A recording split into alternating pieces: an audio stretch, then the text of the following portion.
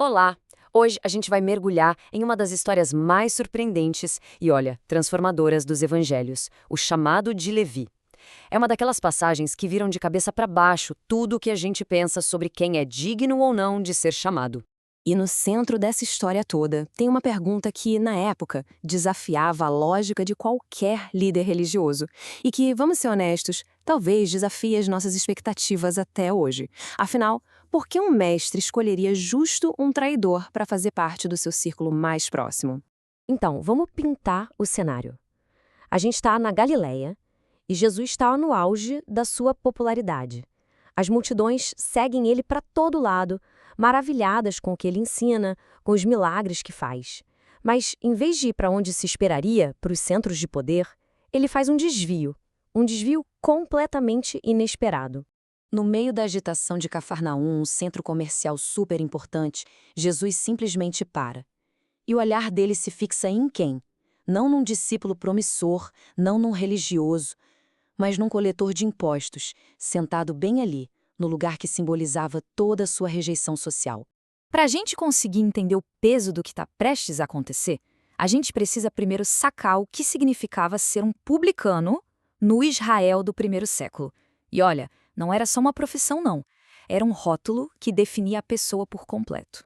Basicamente, um publicano era um judeu que trabalhava para o inimigo. Eles eram, na prática, o rosto local da opressão romana, cobrando taxas do seu próprio povo para encher os cofres de Roma.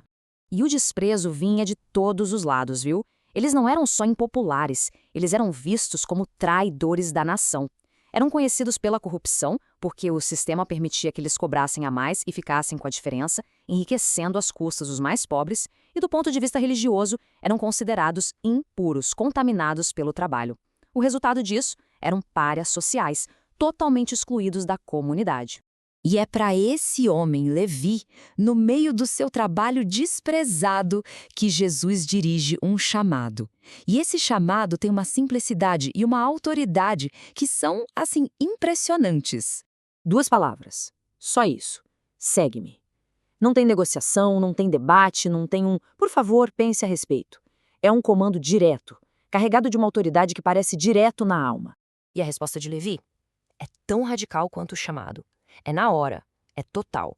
O texto bíblico diz que ele se levantou e, deixando tudo, o seguiu. Pensa bem, ele abandona a sua fonte de renda, a sua segurança, a vida inteira que ele conhecia, sem um pingo de hesitação.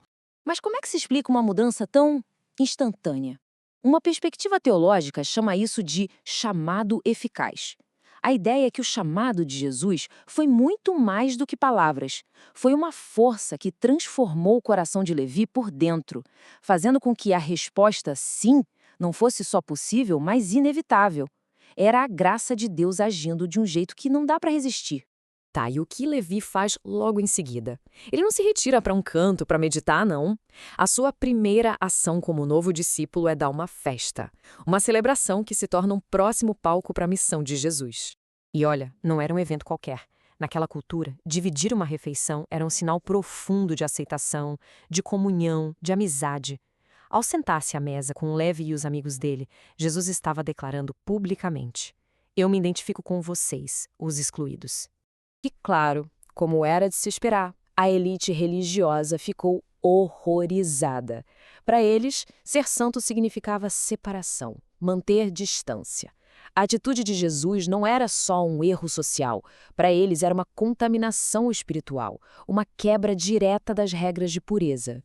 E a resposta de Jesus é brilhante e resume o coração do Evangelho.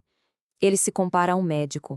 E o médico não se contamina quando vai até os doentes, certo? Ele leva a cura. Jesus basicamente diz que a sua missão é exatamente para essas pessoas que a sociedade religiosa já tinha descartado. Agora, tem um detalhe que às vezes confunde quem lê a história, que é o nome do publicano. Marcos e Lucas o chamam de Levi, mas o Evangelho de Mateus o chama de Mateus. Será que são duas pessoas diferentes? Mas quando a gente coloca os relatos um do lado do outro, tudo se encaixa. O contexto é idêntico. A profissão de coletor de impostos, o lugar, o chamado de Jesus e a festa que acontece depois. Fica bem claro que estamos falando da mesmíssima pessoa. A solução para esse mistério é cultural. naquele mundo judaico-greco-romano, era super comum ter 2 nomes. Levi, muito provavelmente, era o seu nome hebraico, de família. E Mateus era um nome que ele usava no trabalho e no dia a dia, um nome mais internacional, digamos assim. E é aqui que o simbolismo fica fascinante. Levi significa unido ou ligado, talvez à sua herança ou, quem sabe, ironicamente, ao sistema de impostos. Mas Mateus significa dom de Deus. A mudança de nome reflete uma mudança total de identidade. Ele deixa de ser um homem ligado ao seu passado para se tornar um presente, um dom de Deus para a igreja. Então, no final das contas, o que essa história toda revela sobre a missão de Jesus e o que de fato significa segui-lo? O ponto principal é este: a graça de Deus não procura pessoas que já estão prontas. Ela capacita quem ela chama. A missão de Jesus não era para uma elite de gente perfeita, mas para qualquer um que reconhece que está doente e precisa de ajuda. E a resposta a esse chamado não é só um ajustezinho na vida, é uma reorientação completa. É deixar tudo para trás para seguir o médico das almas. E a declaração de Jesus meio que força uma autoavaliação em todo mundo. Aqueles que se achavam os justos, os fariseus, na verdade, eram os que mais precisavam de um médico, mas o orgulho não os deixava ver a própria doença. A história de Levi, no fim, nos convida a pensar como está a nossa própria percepção de saúde espiritual.